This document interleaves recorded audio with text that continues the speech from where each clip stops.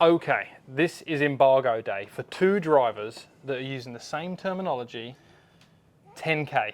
Yeah, it's something new, right? We've never really heard of 10K before, right? So everyone's talked about MOI for years, and we're going to explain kind of what that means and what its effect is on how a ball goes and whether it goes straighter or crooked or whatever.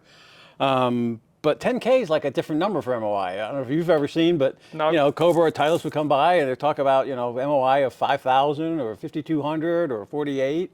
And those are the numbers we always knew, right? When we were looking at the putters, Odyssey had that 5K line out. That was 5,000 MOI on the Right. putters. So I've never heard this terminology before. We just talked to Cobra. We'll be seeing a new product of theirs come out. They're referencing numbers around the 5,000 mark. So Yep.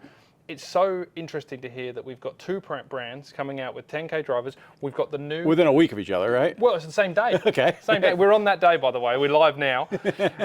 This is the Taylormade Qi10 Max. So Right. this is the specific driver out of a line of a few drivers Right. that's based around that 10K. And Ping's done something similar, right? This is their new 10K. G430 Max 10K. Yeah, Max, right? So these things. So these are the gonna be- super maxes, basically. Yeah. head to head all year. We're going to hear Right. about this. Yep.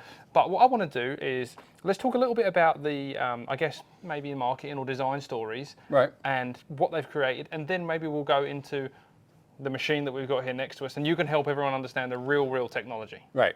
So Taylormade are boasting a few things. Obviously, this is the 10K MOI. It's the largest driver they've got in all of their drivers in a dress size. So it's the biggest footprint on the It ground. definitely looks big. Obvious reasons, right? And they've done this with what they're calling, I believe, is an infinity crown. 97% of this crown is carbon.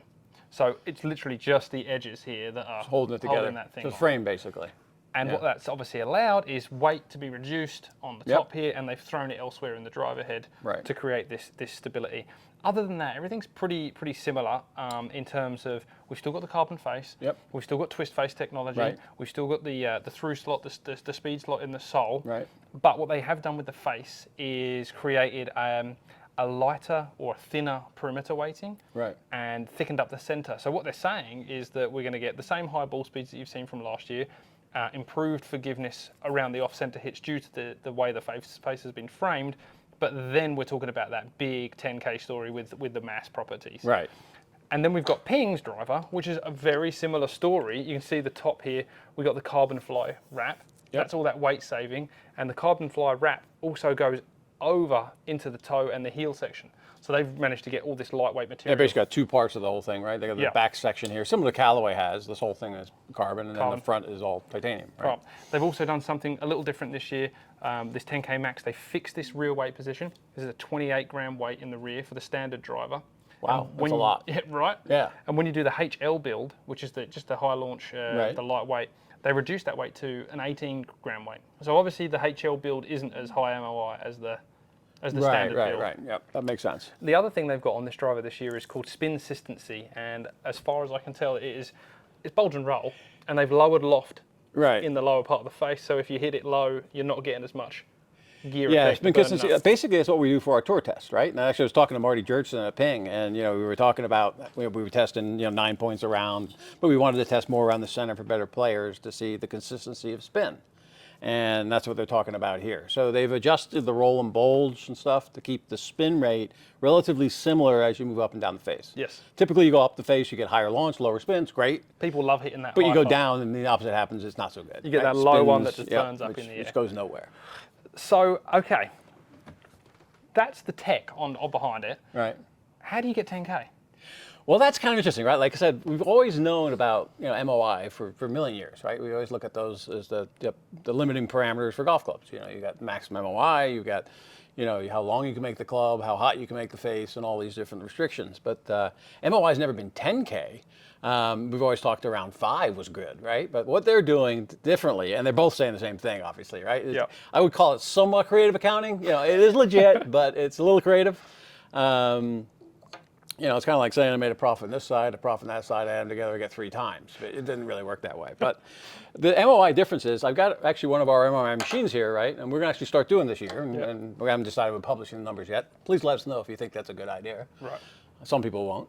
But we have actually done MOI testing in the past. Dr. Tom Mace does it. This is a little over my head with the math and how to work it out. But essentially, this is an MOI machine, and we've had this for like 20 years. It's still state of the art. It hasn't changed much. But essentially, you mount the club so it's in the center, and you basically just let it rock. And this is a traditional measure. This is what we would have seen the original measures look like. This would be the 5K number you're talking about, right? So it could be 48 or 46 or 51 maybe.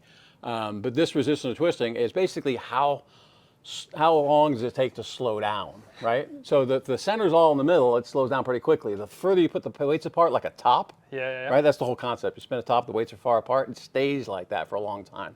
So basically it's how slowly does this thing slow down, and the longer it's moving, the better MOI. Better MOI, okay. So, and this plane that we're looking at from your angle here is essentially, if the ball is struck away from the center of gravity in the horizontal plane, it's reduction of movement in these. Right. In this so fashion. that's the way we've always thought about it, heel and toe, right? But now what they've done this year is they've got a new one. So they're adding the two together. Not only are they measuring MOI this way, but now they're saying, well, wait a second, you hit it toe or high, and then you have MOI this way. Right. So what that would affect the vertical launch. It's a vertical and horizontal, basically. They're measuring both ways.